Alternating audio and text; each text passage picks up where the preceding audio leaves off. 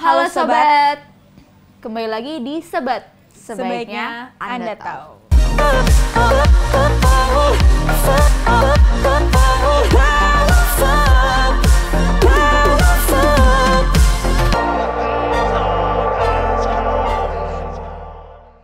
Masih bareng sama Nadia Prameswari dan juga bareng sama Mary Anggia. Oke, kita di sini sekarang mau bahas tentang suatu hal yang menarik gitu. Kita mau bahas UFO. Pasti sobat-sobat udah pernah denger lah ya, paling enggak udah pernah denger, udah pernah tahu tentang apa itu UFO. Cerita misteri memang menarik untuk dibahas dan nggak ada habisnya kalau mau dibahas nih. Iya Sudah sih. dari sananya ya bahwa manusia memiliki rasa penasaran yang tinggi. Sobat-sobat, kali ini kita akan membahas benda terbang yang aneh, yang unik ya bisa dibilang, atau biasa disingkat dengan beta atau Unidentified Flying Object. atau lebih populer kita menyebutnya dengan UFO. Kamu pernah lihat UFO belum sih? Belum pernah sih kalau aku. Aku pernah. Oh iya, bentuknya gimana tuh kalau kamu versi kamu lihat tuh bentuknya gimana? Di film-film tuh, masa nggak pernah sih kamu? Payah banget. Bulat itu loh, payah. Nyata dong, nyata. Belum pernah ya berarti ya, belum pernah ya kalau nyata. Kan aku ya? nanya udah pernah lihat belum gitu kan? Ya kan udah pernah. Baik, gitu. baik ya. Di Indonesia sendiri ada komunitas khusus bagi para pemburu UFO ini. Oh ada ya? Ada. Namanya apa tuh? Nah, Nggak ada namanya ya? tunggu makanya, Oke. sabar. Komunitas ini berdiri sejak tahun 1997. Mereka menamakan diri sebagai Beta UFO. Oh makanya tadi si UFO ini disebut beta, Iya, beta, beta. Unidentified Flying Object, terus komunitas namanya beta, Beta UFO. UFO, betul. Nah, kajian-kajian komunitas ini mudah sobat untuk dapatkan ketika berselancar di internet. Oh, kita takut basah. Berbicara tentang benda terbang aneh ini, dari tahun ke tahun selalu ada saja penampakan baik yang terdokumentasi ataupun tidak nih. Iya, betul. Bahkan dari dekade 1950-an sampai sekarang, laporan adanya aktivitas UFO khususnya di Indonesia banyak sekali terjadi. Oh, gitu. Jadi kayak banyak yang laporan gitu loh. Betul. Nggak tahu itu halu apa emang beneran lihat gitu kan. Nah, Kadang kan kita kayak, hah itu UFO kali, padahal itu cuman apa gitu. Betul. Jadi tiap kali ada sesuatu benda aneh di awan, di langit gitu, tuh orang pasti nyebutnya itu UFO. Padahal bisa itu pesawat, tapi kayak dari jauh kayak kita kayak oh itu UFO kali Iya, gitu. Ya. apalagi kalau ada efek-efek gitu kan. Efek-efek, Ya, Instagram gitu. kali ada efek-efek.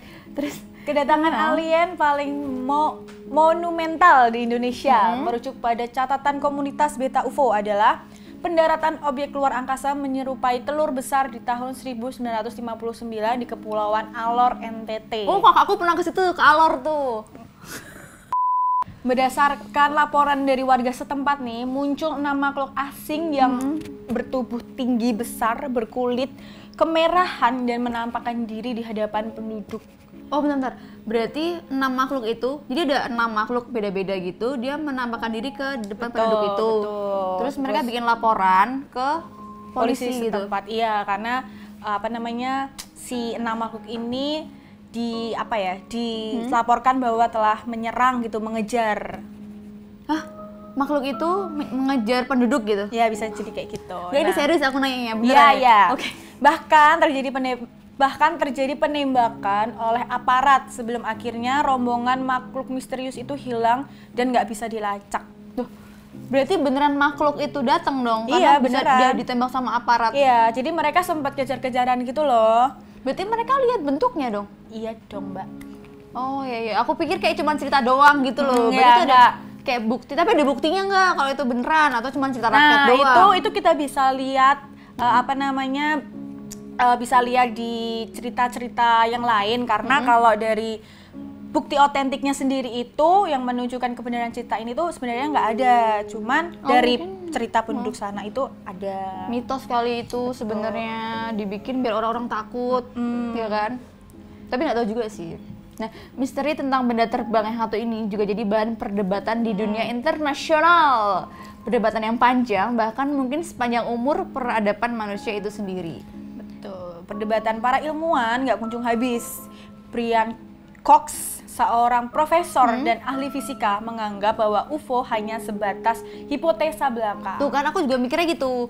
Jadi tuh Karena kan nggak ada buktinya kan, kita Iya, cuma hipotesa iya, doang. betul. Orang-orang kayak bikin halu-halu doang. Memang ada yang percaya, ada yang nggak percaya. Jadi itu memang tergantung penelitian ya, penelitian tergantung hipotesa kayak gitu. Sementara Stephen Hawking, Oh, my ilmuwan favorite. yes, ilmuwan legendaris ini justru berpendapat bahwa UFO, alien dan peranak-peranaknya adalah hal yang nyata. Oh, mungkin ada hubungannya sama black hole-nya Stephen Hawking kan dia bikin teori tentang Teori, black hole, Big Bang itu ada hubungannya sama UFO gitu kali Bisa ya. jadi. Nggak tahu sih, ntar aku coba baca, ntar kalau udah tahu aku kasih tahu.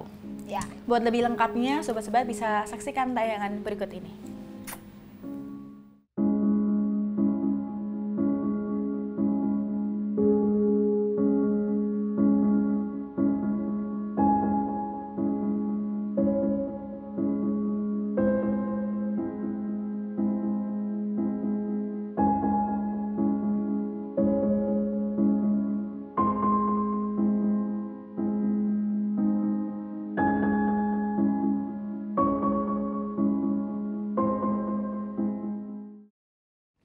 Cerita misterius lainnya adalah tentang Area 51. Pernah dengar Area 51? Ya jelas pernah lah, masa aku nggak pernah sih. Nggak pernah ya? Oke, nah kawasan pangkalan militer rahasia kepunyaan Amrik di Nevada. Saking rahasianya hingga banyak sekali teori konspirasi yang menyelimuti tempat ini yang tentunya berhubungan dengan alien. Iya, belum lama ini kayak lagi cerita tentang area 51 ini diangkat lagi Iya, gitu kan. betul. Wilayah ini memang dibangun sebagai fasilitas uji pesawat dan pelatihan untuk kepentingan militer Amrik. Dibuka pada tahun 1955 dan baru secara resmi diakui oleh Badan Intelijen CIA pada tahun 2013. Obama menjadi presiden pertama Amerika yang mengungkap Area 51 ke publik. Betul. Annie Jacobsen, penulis sejarah Area 51, mengungkapkan pada BBC bahwa beberapa program spionase tercanggih ada di sana. Spionase itu apa ya? Spionase itu adalah mata-mata. Oh, oke. Tuh, nah, drone sekarang yang dulu berupa pesawat mata-mata adalah hasil kreasi dari Area 51. Oh, keren ya, ternyata Area 51 itu ya. Terus, Sebagai fasilitas pengembangan dan uji coba, berbagai ukuran serta bentuk drone dan pesawat tertentu banyak berterbangan di langit Nevada. di Langit Nevada. Tuh, nggak heran nih, sejak dibukanya Area 51, masyarakat di sana sering melihat benda terbang yang tak dikenal. Pun ditambah Area 51 ini sangatlah misterius menurutnya. Bentuk aneh dari pesawat itulah yang kemudian disebut UFO dan dihubung-hubungkan dengan adanya alien. Karena sebelumnya nggak ada yang tahu bentuk alien dan UFO itu seperti apa. Loh, berarti bisa juga itu yang terbang-terbang itu kan drone yang ciptaannya Area 51 ya, bukan UFO. Iya, Tapi orang-orang betul. karena Tapi dia orang- nggak tahu, dia nyebutnya itu Ya, UFO. karena pengetahuan yang kurang, jadi mikirnya bahwa itu adalah UFO. Makanya kalian lihat ini biar kalian tahu. Nah, mundur ke belakang, jauh sebelum era modern, sebelum kamera diciptakan, eksistensi UFO juga telah terekam di masa lampau.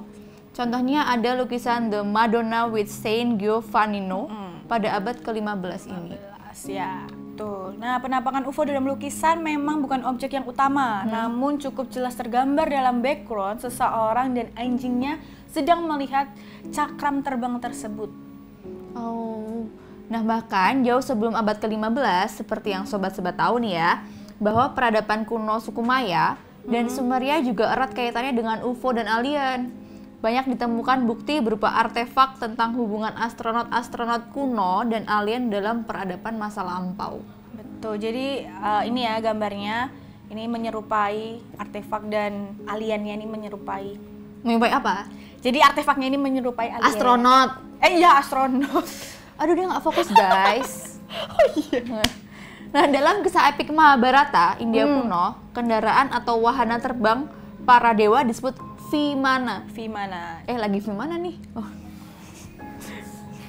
Di mana cuy? Oke, juga mempunyai kemiripan bentuk dengan piring terbang, cakram yang kita kenal selama ini. Iya, yang mengherankan.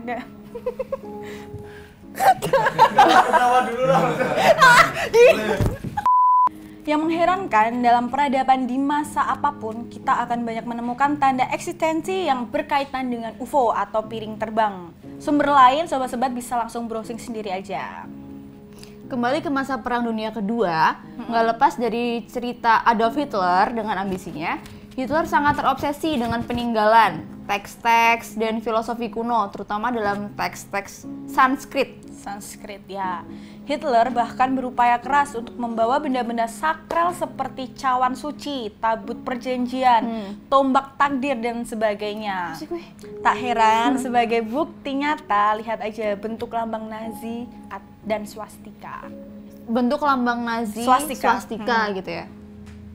Dengan inisiatif Heinrich Himmler, dibentuklah sebuah kelompok yang terdiri dari ilmuwan, cendekiawan, dan para sarjana yang ahli di bidangnya untuk melakukan ekspedisi ke seluruh dunia termasuk ke Tibet. Di sebuah kuil Tibet, kelompok ini konon berhasil membawa catatan kuno, salah satunya tentang wahana masa lampau. Demikian para penganut teori konspirasi juga mempercayainya. Singkat cerita, maka dimulailah proyek ambisius Hitler berdasarkan catatan sejarah baik yang diungkap atau tidak. Sedikitnya Nazi memiliki 15 prototipe pesawat UFO, namun hanya beberapa yang terungkap ke publik. Yang lainnya disembunyiin berarti ya? Ya, nggak pingin diekspos gitu ya. Oke. Prototipe pertama dan yang paling terkenal adalah Hainebu 1. Oke, buat sobat-sobat yang nggak tahu Hainebu 1, jadi kita lihat tayangan yang satu ini.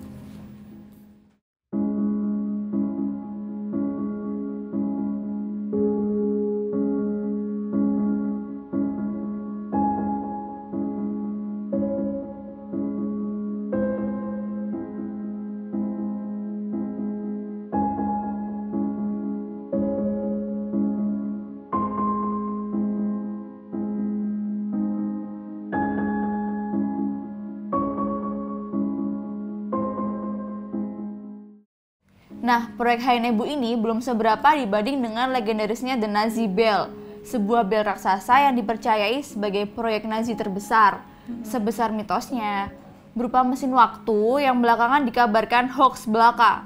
Sobat-sobat percaya atau enggak nih? Kembali ke proyek Hainebu, beberapa prototipe berhasil diterbangkan walau tidak sempurna, dan beberapa berhasil untuk diabadikan.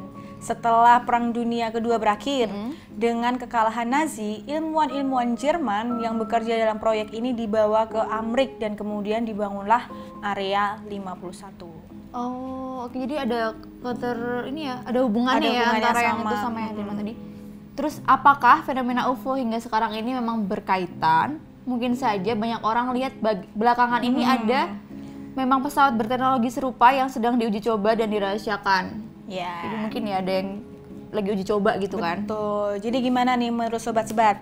Adakah alien, adakah UFO yang kemudian teknologinya ditiru oleh manusia, atau murni keberhasilan manusia menguasai teknologi tanpa peran alien?